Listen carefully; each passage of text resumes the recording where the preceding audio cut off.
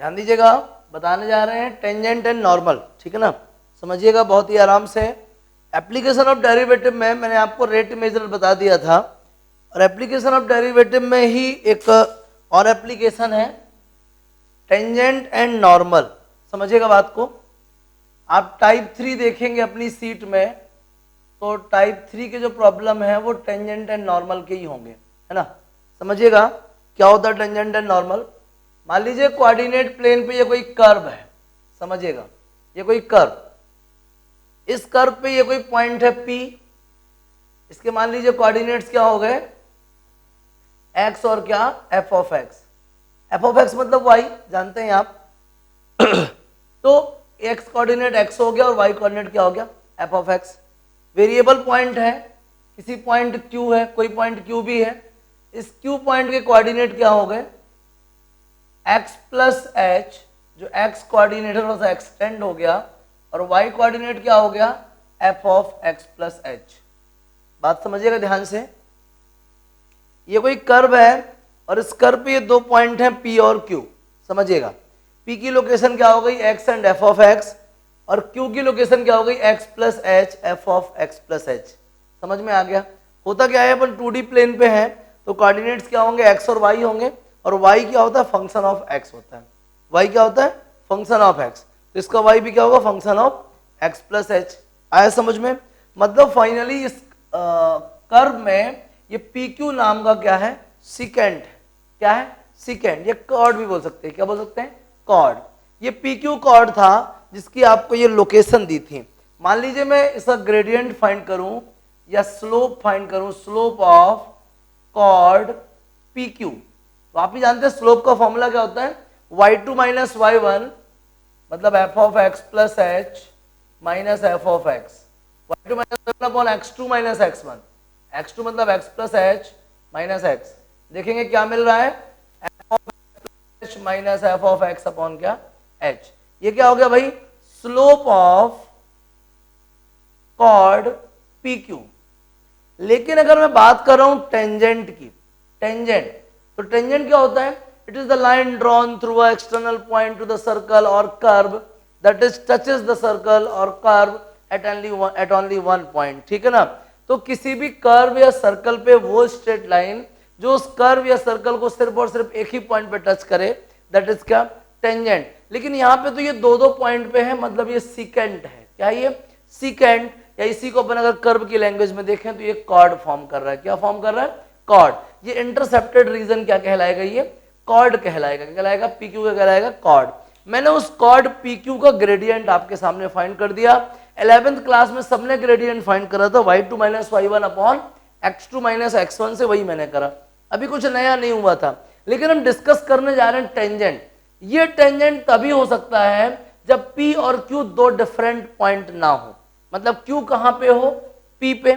अगर मैं टेंजेंट के कंसेप्ट पे आना चाहता हूं तो P और Q दो पॉइंट नहीं होने चाहिए, P से जाने वाली जो लाइन हो वो सिर्फ एक ही पॉइंट P से क्रॉस हो, आगे कितने भी पॉइंट से क्रॉस हो, लेकिन कर्व में उसका सिर्फ और सिर्फ एक ही पॉइंट हो जो कि यहाँ पे P है। समझ रहे हैं बात को, क्या देख पा रहे हो, अभी कर्व पे दो पॉइंट है P और Q, P के थ्रू पास होने वाला जो पॉइंट है वो दोबारा से कर्व को कभी भी इंटरसेक्ट ना करे, लेकिन फिलहाल कर रहा है। ये चीज अभी जो कॉर्ड है ये टेंजेंट में कब कन्वर्ट होगी, जब Q जो है P पे पहुंच जाए, मतलब P और Q कर्व पे दो अलग अलग पॉइंट ना हो, मतलब कि when Q tends to P, Q किसके पास आ जाएगा P के पास आ जाएगा, जो PQ का नाम कॉर्ड है ये किस में ट्रांसफॉर्म हो जाएगा टेंजेंट में ट्रांसफॉर्म हो जाएगा। हम टेंजेंट की बात करने जा रहे हैं, तो टेंजेंट कब बनेगा whenever Q tends to P, ठीक है ना। Q किस तरफ मूव करे P की तरफ मूव करे। अभी एक्चुअल डिफरेंस P और Q में है क्या, P की लोकेशन है x और Q की लोकेशन क्या है x प्लस h। हम चाहते हैं Q P पे पहुंच जाए, Q P पे पहुंच जाए मतलब इन दोनों की जो लोकेशंस है वो सेम हो जाए, मतलब अगर यहाँ x है तो यहाँ भी x की जगह क्या हो जाए x प्लस h हो जाए, मतलब h को लगभग लगभग क्या कर दें खत्म कर दें।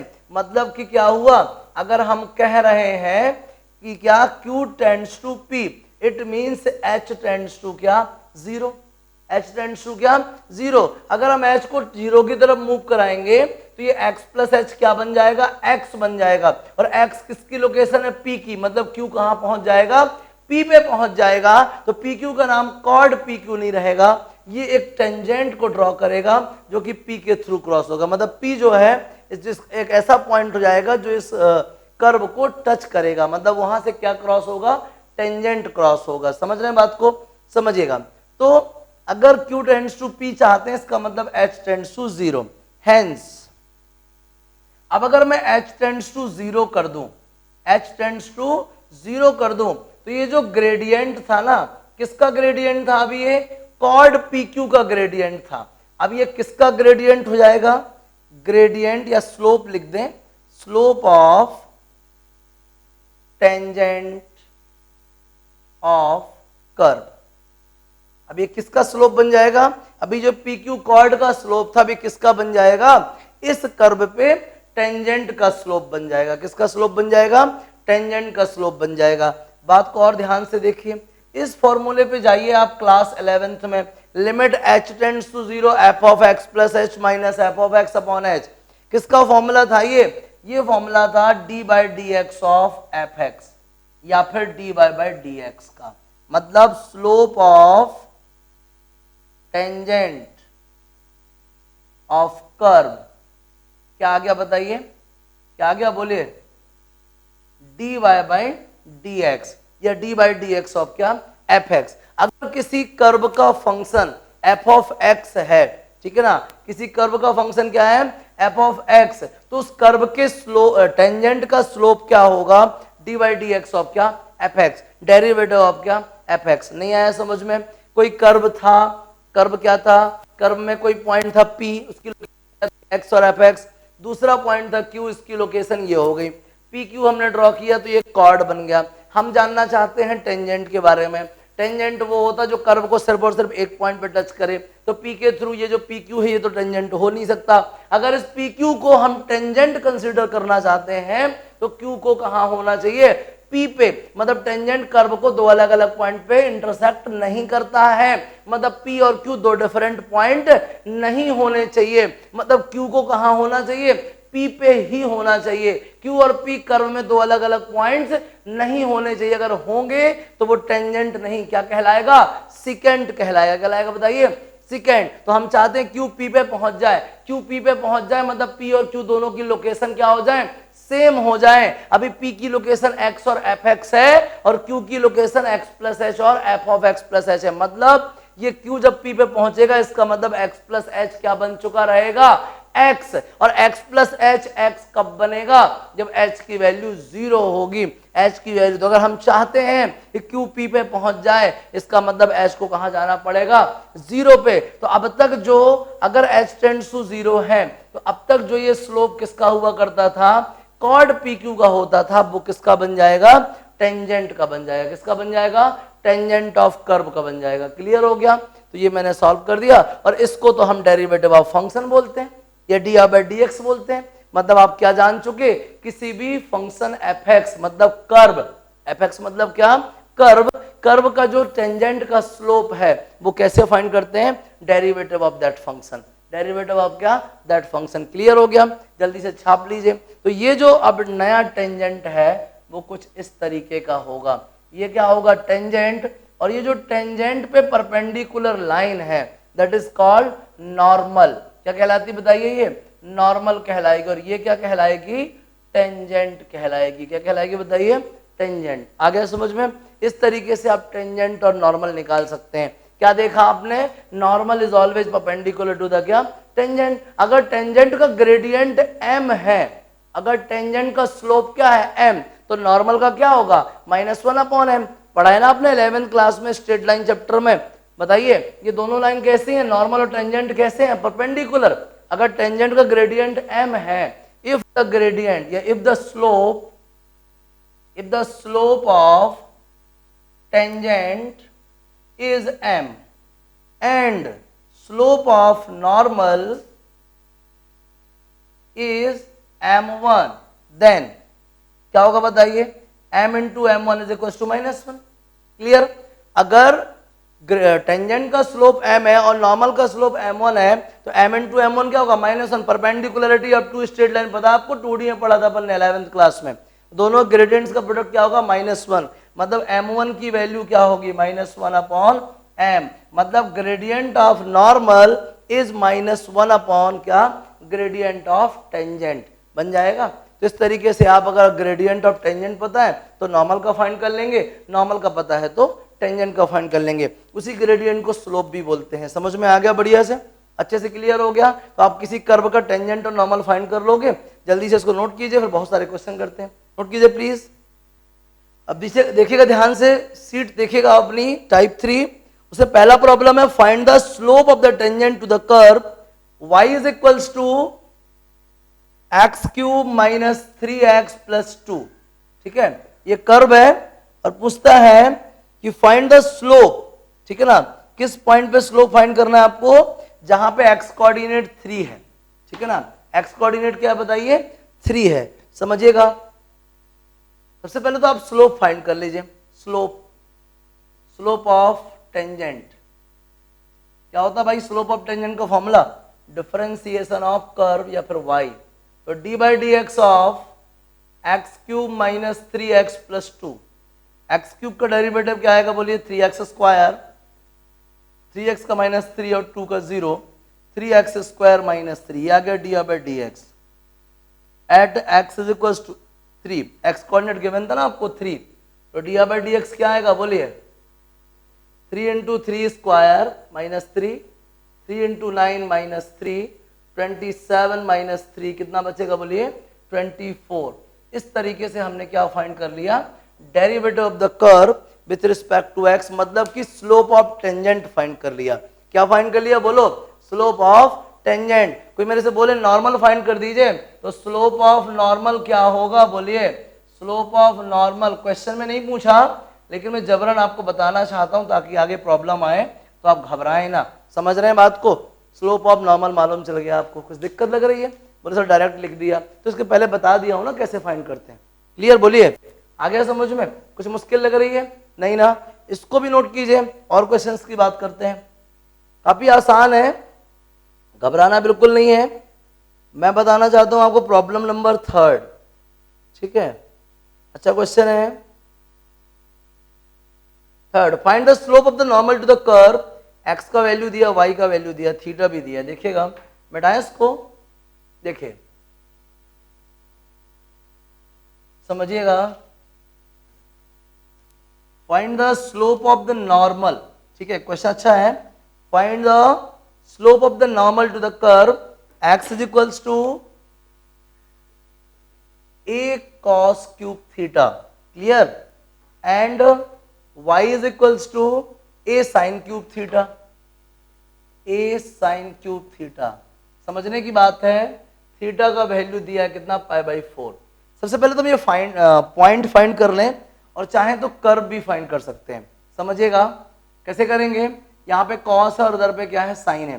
दो तरीके से हो सकता है, एक तो आप सीधा सीधा डी बाई डी थीटा कर लीजिए और D x by D theta कर लीजिए। उसके बाद आप क्या करना, डी बाई डी एक्स निकालना चाहते हो, पैरामेट्रिक डिफरेंशिएशन आता है ना, या फिर दूसरा एक काम करो, इन दोनों को रिलेट कर दो, एक्स और वाई को आपस में। ये भी एक अच्छा मेथड है। जो भी देख लीजिए, पहले सबसे पहले मैं एक्स फाइंड कर लूँ। ए कॉस π/4 मतलब 1/√2, 1/√2 क्यूब करेंगे तो 1/2√2, ये आ गया भैया a/2√2। y की बात करेंगे तो वो भी जाएगा a/2√2। चलिए एक्स वाई मिल गए। दूसरा काम, पहले मैं एक्स और वाई को रिलेट करूं या सीधे सीधे सॉल्व कर देता हूं। dx/d थीटा ए कांस्टेंट है, cos क्यूब का डेरिवेटिव क्या आएगा 3 cos² थीटा, और cos का डेरिवेटिव होता है minus sine theta. Chain rule लगा ली, अब बनाता है ना, आपसे बहुत बार पढ़ चुके ये चीज आप। -3a sine theta cos² theta, ये आ गया आपका dx/d थीटा। आगे बात करते हैं। हमारे पास y का वैल्यू है तो हम dy/d थीटा करते हैं। ये बाहर रहेगा, साइन क्यूब से आएगा 3 sin² थीटा और साइन का आएगा cos थीटा, मतलब dy/d theta equal 3a sin² theta cos theta. ये हो गया हमारा सेकंड। हमको चाहिए dy/dx, सिंपल है बिल्कुल भी।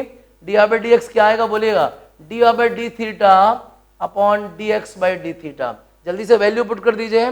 D R by D theta का वैल्यू कितना है बोलिए, 3a sine square theta cos theta, और ये आएगा -3a cos square theta sine theta.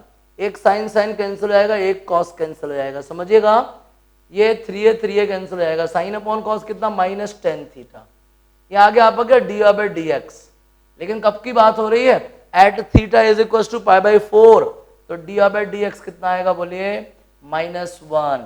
ये किसका स्लोप है, ये स्लोप ऑफ टेंजेंट है। क्या ये स्लोप ऑफ टेंजेंट, तो आप ही बताइए स्लोप ऑफ नॉर्मल क्या होगा, स्लोप ऑफ नॉर्मल क्या होगा बोलिए -1 upon slope of tangent, -1 upon d are by D x का वैल्यू कितना है -1, कितना बचेगा m is equals to 1। What is m, slope of normal to the curve formed by x is equals to a cos cube theta plus y is equals to a sin cube theta at the point theta is equals to π/4। क्या मुश्किल लग रही है आपको बोलिए, आपको slope of tangent find करना, that is D R by D x. मैंने वो D R by D x find कर लिया, जिस पॉइंट पे बोला उस पॉइंट पे फाइंड कर लिया। फिर बोलता है नॉर्मल फाइंड कर दीजिए, नॉर्मल फाइंड कर दिया। क्या मुश्किल लग रहा है बोलिए, कुछ दिक्कत लग रही है, क्लियर हो गया बराबर से, जल्दी छाप लो इसको, फिर आगे बात करता हूँ। नोट कीजिए प्लीज। अब देखिएगा एक क्वेश्चन है प्रॉब्लम नंबर 8, ठीक है ना, अच्छा क्वेश्चन है, वैरायटी प्रॉब्लम है, घबराहट नहीं होगी आपको इससे।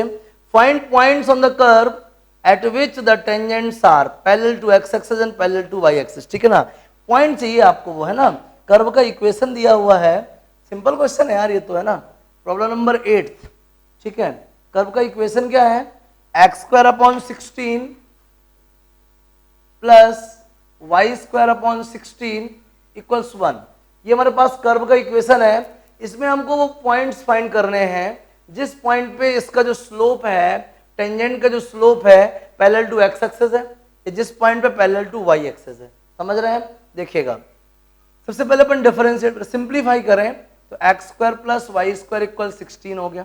अब डिफरेंशिएट करते हैं, D by D x of x² plus D by D x of y² equal D by D x of 16।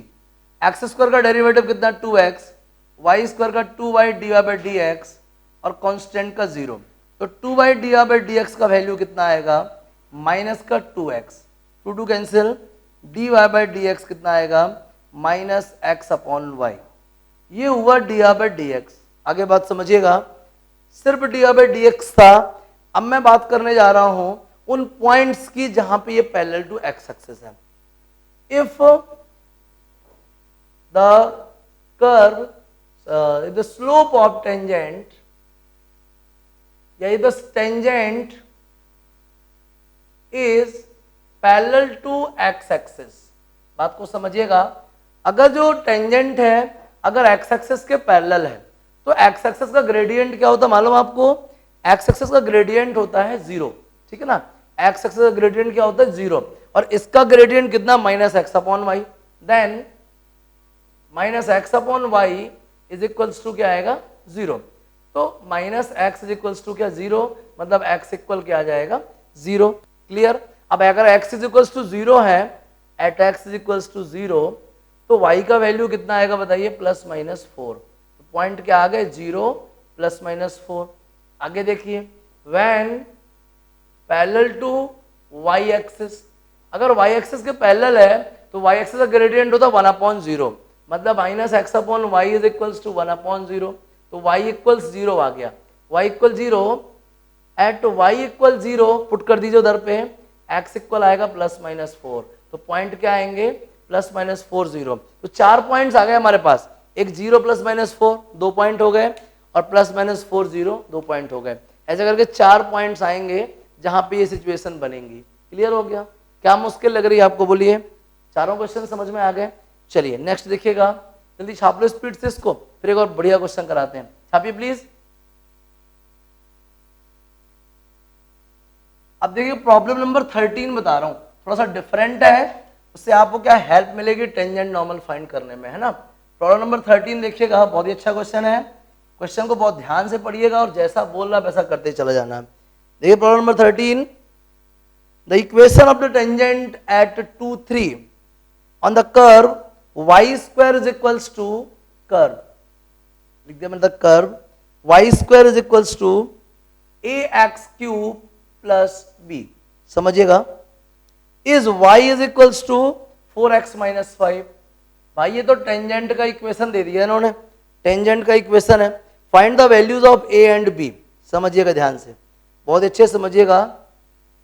सबसे पहले अपन बात करें dy बाय डी एक्स की, इस कर्व के टेंजेंट का स्लोप क्या आएगा बोलिए, 3ax स्क्वायर, ये तो 0 हो जाएगा, तो dy बाय डी एक्स कितना आ गया 3ax स्क्वायर।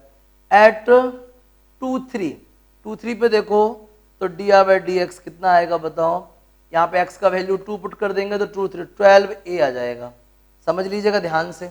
अब क्या आ रहा है dy by d x is equal to कितना 12a, और ये जो है ये कह रहे हैं इसका टेंजेंट ये है, अगर इसका टेंजेंट ये है and we have the slope of tangent, slope of tangent, अब बताइए इसका स्लोप क्या होगा, इसका स्लोप होगा 4, इसका स्लोप क्या होगा बोलिए माइनस ए अपॉन बी, फॉर्मूला आता है ना, तो एक्स का कोएफिशिएंट क्या है 4, तो -4, ये वाई उस तरफ जाएगा -1, -4 अपॉन -1 क्या +4, इसका ग्रेडियंट ये है बाई फर्स्ट एंड सेकेंड, समझिएगा 12a इज सेम एज क्या 4, क्योंकि ये भी ना इसी कर्व के टेंजेंट का स्लोप है और ये भी क्या है टेंजेंट का स्लोप है, तो a इक्वल कितना आएगा बोलो 1/3, a कितना आ गया बताओ 1/3 आ गया, आगे आ जाओ, किस पॉइंट की बात कर रहा था 2 3 की, एट 2 3, तो 2 3 की बात कर रहा तो ये 2 3 इसको सेटिस्फाई करेगा,